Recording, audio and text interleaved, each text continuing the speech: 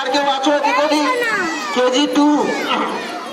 KG টুর ছাত্রছাত্রীদের বলছি, তোমরা দৌড়াওনি এমন কেউ আছো? যদি থাকো লাইনে চলে আসো। কেজি টু গার্জেনদের বলছি, আপনারা যদি কেজি টু এর কেউ থাকে এদিক ওদিক চলে আসুন।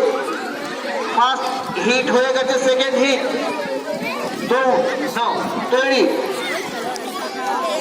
আমি 1 2 3 বলে বাসি দেবো, ঠিক আছে? 1 2 3।